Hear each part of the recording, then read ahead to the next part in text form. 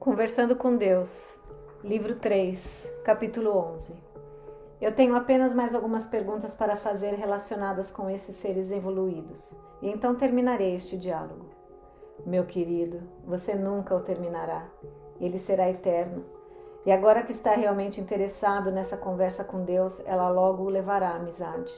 Todas as boas conversas levam à amizade, e logo sua conversa com Deus levará a uma amizade com Deus. Eu sinto isso, sinto que realmente nos tornamos amigos. E como ocorre em todos os relacionamentos, essa amizade, se for alimentada e tiver oportunidade de crescer, acabará produzindo um sentimento de comunhão. Você sentirá e experimentará seu eu como estando em comunhão com Deus. Essa será uma comunhão sagrada, porque falaremos como um só. Então esse diálogo continuará? Sim, para sempre. E eu não terei de lhe dizer adeus no final deste livro? Você nunca tem de dizer adeus, só tem de dizer olá. O Senhor é maravilhoso, sabia disso? Simplesmente maravilhoso. E você também é, meu filho, também é. Como todos os meus filhos em toda parte são maravilhosos. O Senhor disse filhos em toda parte? É claro que sim.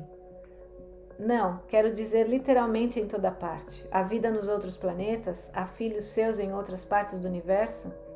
Mais uma vez, é claro que sim. Existem civilizações mais avançadas? Existem algumas sim. E em que sentido são mais avançadas? Em todos os sentidos, tecnologicamente, politicamente, socialmente, espiritualmente, fisicamente e psicologicamente. Por exemplo, sua insistência em comparações e sua constante necessidade de caracterizar algo como melhor ou pior, superior ou inferior, bom ou ruim, demonstra o quanto foram longe na dualidade e quanto mergulharam fundo no separatismo. Nas civilizações mais avançadas, o Senhor não observa essas características? O que quer dizer com dualidade? O nível de avanço de uma sociedade inevitavelmente se reflete no grau de pensamento dual. A evolução social é demonstrada por seu movimento em direção da unidade, não do separatismo. Por quê? Por que a unidade é tão difícil? Porque a unidade é a verdade. O separatismo é a ilusão. Enquanto uma sociedade se considerar separada, um conjunto de unidades separadas viverá na ilusão. Toda a vida em seu planeta se baseia no separatismo, que se baseia na dualidade. Vocês se consideram famílias ou clãs separados, reunidos em bairros, estados ou países separados. Formam um mundo ou planeta separado. Acham que seu mundo é o único habitado no universo e sua nação é a melhor que existe na Terra. Acham que seu estado é o melhor da nação e sua família é a mais maravilhosa do estado. Finalmente, acham que são melhores do que todos em sua família. Vocês dizem que não pensam nada disso, mas agem como se pensassem. Seus verdadeiros pensamentos se refletem diariamente em suas decisões sociais, suas conclusões políticas, suas determinações religiosas e suas escolhas econômicas individuais. De tudo, de amigos a sistemas de crença e a seu próprio relacionamento com Deus, isto é, comigo. Vocês se sentem tão separados de mim que imaginam que eu nem mesmo falarei com vocês, e por isso negam a veracidade de sua própria experiência. Experimentam que são um só comigo, mas se recusam a acreditar nisso. Portanto, separam-se não só uns dos outros, como também da sua própria verdade. Como uma pessoa pode se separar da sua própria verdade? Ignorando-a, vendo-a e negando-a, ou mudando-a, distorcendo-a, para que corresponda a uma noção pré-concebida que vocês têm sobre ela. Veja a pergunta com o que começa aqui. Perguntou se há vida em outros planetas e eu respondi, é claro que sim. Porque são muitas as evidências, tão óbvias que eu fiquei surpreso por você fazer essa pergunta. Contudo, é assim que uma pessoa pode ser, separada da sua própria verdade, olhando-a tão diretamente que é impossível não vê-la, e depois negando o que se vê. O mecanismo aqui é a negação, e nenhuma negação é mais insidiosa do que a autonegação. Vocês passaram suas vidas inteiras negando quem e o que realmente são. Já seria bastante triste se limitassem suas negações a coisas menos pessoais, como a destruição da camada de ozônio e das florestas antigas, e o modo horrível como tratam seus jovens. Mas vocês não se contentam em negar tudo o que vem ao seu redor. Não descansam enquanto não negam também tudo que vem dentro de si mesmos. Vocês veem dentro de si mesmos bondade e compaixão, mas as negam. Veem sabedoria, mas as negam. Veem possibilidades infinitas, mas as negam. E veem e experimentam Deus dentro de vocês e contudo a negam. Vocês negam que eu estou dentro de vocês, que sou vocês, e com isso me negam, meu lugar justificado e óbvio. Eu não o nego e nunca o neguei. Você admite que é Deus? Bem, eu não diria isso. Exatamente. E eu lhe digo que, antes do galo cantar, você me negará 3 vezes. Com seus próprios pensamentos, com suas próprias palavras e com seus próprios atos. Você sabe no fundo do seu coração que eu estou com você, em você, que somos um só, contudo me nega. Há alguns de vocês que dizem que eu existo, mas fora de vocês, em algum lugar. E quanto mais longe imaginam que eu esteja, mais se afastam de sua própria verdade. Como ocorre com muitas outras coisas na vida, da destruição dos recursos naturais, do seu planeta aos abusos contra crianças em tantos dos seus lares. Vocês veem, mas não acreditam no que veem. Mas por quê? Por quê? Por que vemos e não acreditamos? Porque estão tão presos à ilusão que não podem ver além dela. De fato, não podem ver para que a ilusão continue. Essa é a dicotomia divina. Vocês devem me negar para continuar tentando se tornar eu. E é isso que estão querendo fazer. Porém, não podem se tornar o que já são. Por isso, a negação é importante. É uma ferramenta útil, até não ser mais. O mestre sabe que a negação é para aqueles que estão escolhendo que a ilusão continue. A aceitação é para aqueles que escolhem que a ilusão termine. Aceitação, proclamação, demonstração, esses são os 3 passos para Deus. A aceitação de quem e do que você realmente é. A proclamação disso para todo o mundo e sua demonstração de todos os modos. A proclamação de si mesmo é sempre seguida de demonstração. Você demonstrará que seu eu é Deus, como agora demonstra o que pensa do seu eu. Toda sua vida é uma demonstração disso. Todavia, com essa demonstração, você enfrentará o seu maior desafio, porque quando parar de negar seu eu, outros o negarão. No momento que você proclamar sua unicidade com Deus, outros proclamarão sua parceria com Satanás. No momento que você falar a maior verdade, outros dirão que é a maior blasfêmia. E como acontece com todos os mestres que demonstram tranquilamente sua maestria, será ao mesmo tempo adorado e insultado, enaltecido e denegrido, honrado e crucificado. Porque embora para você o ciclo tenha terminado, aqueles que ainda vivem na ilusão não saberão o que fazer com você. E o que acontecerá comigo? Eu não compreendo. Estou confuso. Pensei que o Senhor tinha dito repetidamente que a ilusão deve continuar, que o jogo deve continuar para haver algum jogo. Sim, eu disse isso, e deve. O jogo deve continuar, porque o fato de 1 ou 2 de vocês terminarem o ciclo da ilusão não faz o jogo terminar, nem para vocês e nem para todos os outros jogadores. O jogo não termina enquanto a totalidade de tudo não se torna um só novamente. Mesmo então não está terminado. Porque no momento da reunião divina, a totalidade de tudo será tão magnificente, tão intensa, que eu, vocês, nós, literalmente explodiremos de alegria e o ciclo começará de novo. O jogo nunca terminará, meu filho, nunca terminará. Porque o jogo é a própria vida e a vida é quem nós somos. Mas o que acontece com o elemento individual ou a parte do todo, como o Senhor a chama, que atinge a mestria, o total conhecimento? Esse mestre sabe que apenas sua parte do ciclo está completa, que apenas sua experiência da ilusão terminou. Agora o mestre ri, porque vê o seu plano. vê que mesmo ao completar o ciclo, o jogo continua, a experiência continua. Então também vê o papel que agora pode representar na experiência. Seu papel é levar outros à mestria. E continua a representá-lo, mas de outro modo e com outras e novas ferramentas. Porque ver a ilusão lhe permite evitá-la. O mestre fará isso quando servir ao seu objetivo e prazer. Dessa forma, proclama e demonstra sua mestria, e as pessoas o chamam de Deus ou deusa. Quando todos vocês atingirem a mestria, sua raça como um todo, porque sua raça é um todo, se moverá facilmente através do tempo e do espaço. Vocês terão dominado as leis físicas como as compreendem, e vocês tentarão ajudar aqueles que são de outras raças e civilizações a também atingirem a mestria. Como aqueles de outras raças e civilizações estão fazendo conosco agora? Sim, exatamente.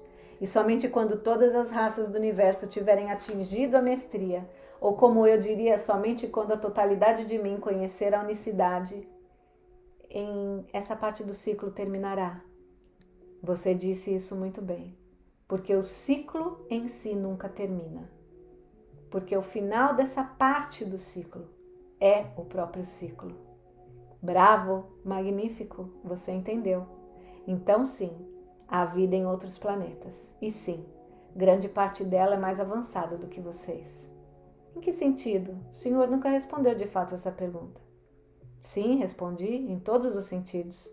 Tecnologicamente, politicamente, socialmente, espiritualmente, fisicamente e psicologicamente. Sim, mas me dê alguns exemplos. Essas afirmações são tão amplas que não fazem sentido para mim. Sabe de uma coisa? Eu adoro a sua verdade. Não é qualquer um que olharia a Deus nos olhos e afirmaria que o que ele está dizendo não faz sentido. Não? Então o que o senhor vai fazer a esse respeito? Você teve a atitude certa, porque é claro, está certo. Pode me desafiar, enfrentar-me e me questionar o quanto quiser, porque eu não farei coisa alguma. Contudo, posso fazer alguma coisa abençoada, como o que estou fazendo aqui, com esse diálogo. Ele não é abençoado? Sim, é, e ajudará muitas pessoas. Milhões estão sendo afetadas por ele. Eu sei disso. É tudo parte do plano do mestre. O plano para vocês se tornarem mestres. O senhor sabia desde o início que esta trilogia seria um grande sucesso, não é? É claro que sabia. Quem acha que o tornou um sucesso? Quem imagina que fez as pessoas a lerem?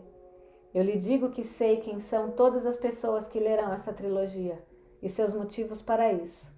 E elas também sabem. A única pergunta é: elas me negarão? O senhor se importa com isso?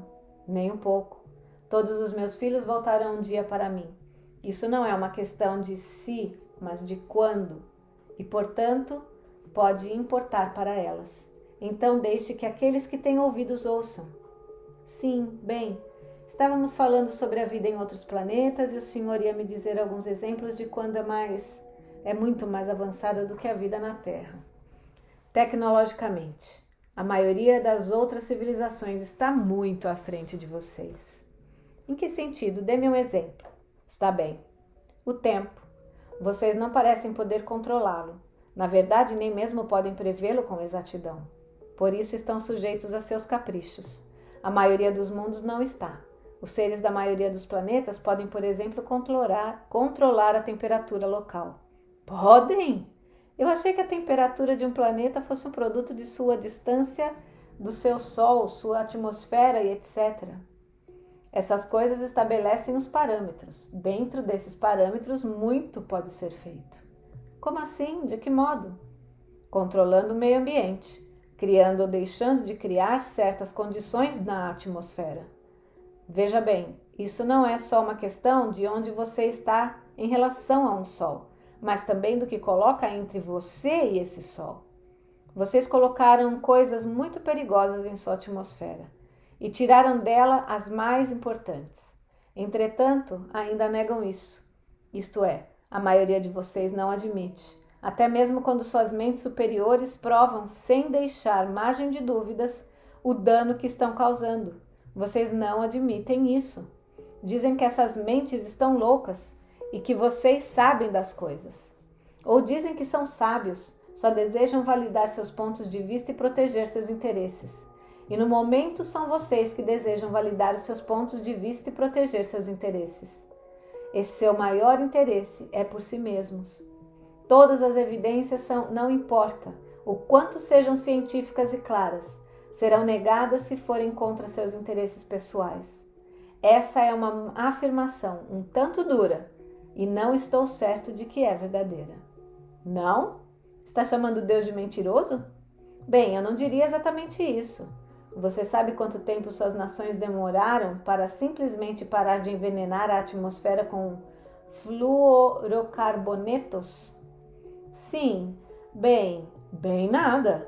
Por que acha que demorou tanto tempo? Não importa, eu lhe direi. Porque parar com o envenenamento custaria às suas maiores empresas muito dinheiro, porque não convinha a muitas pessoas. Demorou tanto tempo porque durante anos muitas pessoas e nações escolheram negar, precisaram negar a evidência para proteger seu interesse nos status quo, em manter as coisas como estavam. Somente quando as taxas de câncer de pele alcançaram níveis alarmantes, as temperaturas começaram a subir, as geleiras começaram a derreter, os oceanos ficaram mais quentes e os lagos e rios começaram a transbordar. Um número maior de vocês começou a prestar atenção nisso. Somente quando seu interesse pessoal o exigiu, vocês viram a verdade que suas mentes superiores tinham colocado diante de seus olhos durante anos. O que há de errado com o interesse pessoal? Pensei que o senhor tinha dito no livro 1 que o interesse pessoal era o ponto de partida. Eu disse, e é. Contudo, em culturas e sociedades de outros planetas, a definição de interesse pessoal é muito mais ampla do que a do mundo, do que a do seu mundo. Está muito claro para as criaturas iluminadas que aquilo que prejudica um prejudica muitos, e que aquilo que beneficia poucos pode beneficiar muitos, ou, em última análise, não beneficiará ninguém. Em seu planeta ocorre exatamente o oposto. Aquilo que prejudica um é ignorado por muitos, e aquilo que beneficia poucos é negado a muitos. Isso ocorre porque sua definição de interesse pessoal é muito limitada, mal abrangendo seus entes queridos e, mesmo assim, somente quando estes conquistam a sua simpatia. Sim, eu disse no livro 1 para, em todos os relacionamentos, fazerem o que é do interesse do eu. Mas também disse que quando você souber qual é o seu maior interesse, saberá que também é do maior interesse da outra pessoa, porque você e ela são um só. Você e todas as outras pessoas são um só. E esse é um nível de conhecimento que vocês não atingiram. Você está me perguntando sobre tecnologia avançada, e eu lhe digo que não pode usar a tecnologia avançada de nenhum modo benéfico se não tiver um pensamento avançado. Tecnologia avançada sem pensamento avançado não cria avanço, mas destruição. Vocês já experimentaram isso em seu planeta e estão muito perto de experimentá-lo de novo. O que o senhor quer dizer? Do que está falando? Eu estou dizendo que em seu planeta vocês já atingiram o topo. Na verdade, foram mais longe, para o qual estão agora lentamente subindo. Tinham uma civilização na Terra mais avançada do que a que existe agora, e ela se destruiu. Não só se destruiu, como quase destruiu todo e tudo o mais. Fez isso porque não sabia como lidar com a tecnologia que havia desenvolvido. Sua evolução tecnológica estava tão além de sua evolução espiritual que acabou transformando a tecnologia em seu Deus. As pessoas adoravam a tecnologia e tudo o que ela podia criar e trazer. E então tiveram tudo que sua tecnologia não controlada trouxe, que foi o desastre que não pôde ser controlado. Essa civilização literalmente fez seu mundo chegar ao fim. Tudo isso aconteceu aqui na Terra? Sim. Está falando da cidade perdida de Atlântida? Alguns de vocês lhe dão esse nome. E Lemúria, a terra de Mu, isso também é parte de sua mitologia. Então é verdade? Nós já chegamos a esse lugar antes? Ah, fomos além dele, meu filho, muito além. E nós realmente nos destruímos? Por que você está surpreso? Estão fazendo a mesma coisa agora.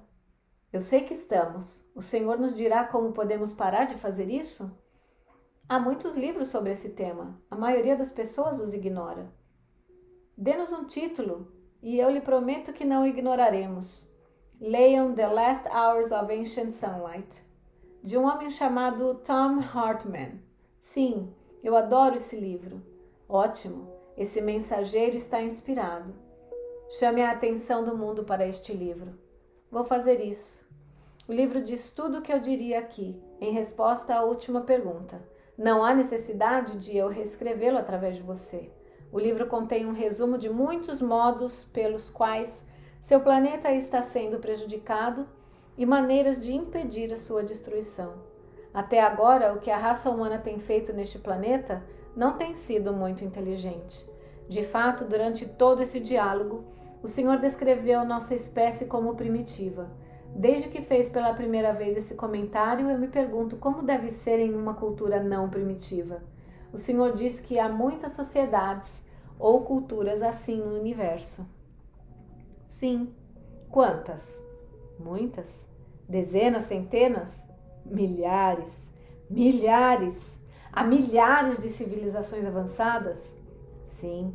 E há outras culturas mais primitivas do que a sua. O que mais caracteriza uma sociedade como primitiva ou avançada? O grau em que coloca em prática seus conhecimentos mais elevados. Isso é diferente do que você imagina. Você imagina que uma sociedade deveria ser chamada de primitiva ou avançada, baseada em seus conhecimentos. Mas o que adiantam os mais altos conhecimentos se você não os coloca em prática? A resposta é: de nada. De fato, esses conhecimentos se tornam perigosos. E uma característica da sociedade primitiva, chamar retrocesso de progresso. Uma sociedade andou para trás, não para frente. Grande parte do seu mundo demonstrava mais compaixão há 70 anos do que demonstra agora.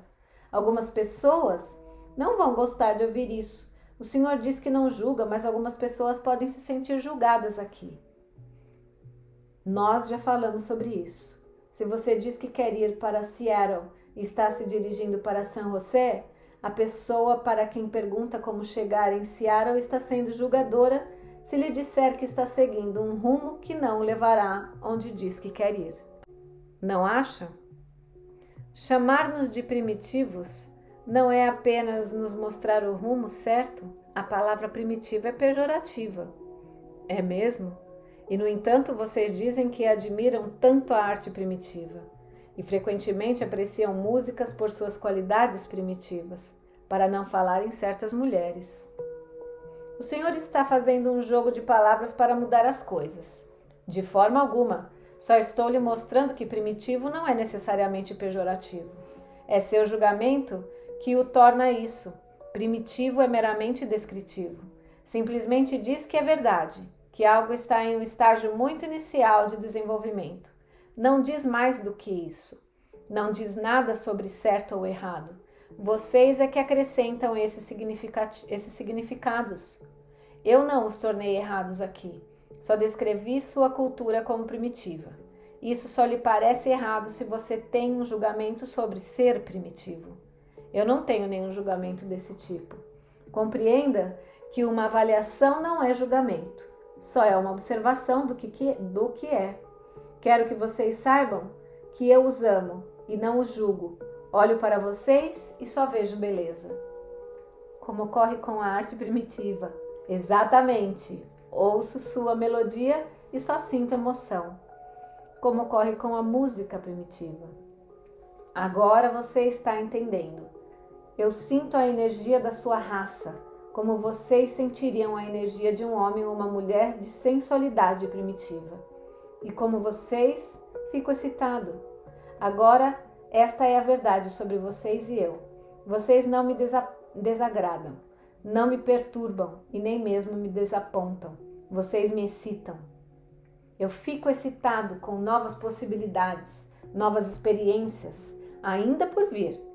Em vocês eu descubro novas aventuras e a excitação de atingir novos níveis de magnificência. Longe de me desapontarem, vocês emocionam-me. Fico emocionado com o milagre de vocês representam.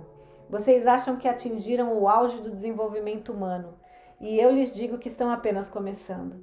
Apenas começaram a experimentar seu esplendor. Suas ideias mais grandiosas ainda não foram expressadas, e sua melhor visão de si mesmos ainda não foi vivida. Mas esperem, olhem, observem. Os dias de seu desabrochar estão próximos. A haste se tornou forte e logo as pétalas se abrirão. E eu lhe digo que a beleza e fragrância do seu desabrochar encherão a terra, e vocês ainda terão seu lugar no jardim dos deuses.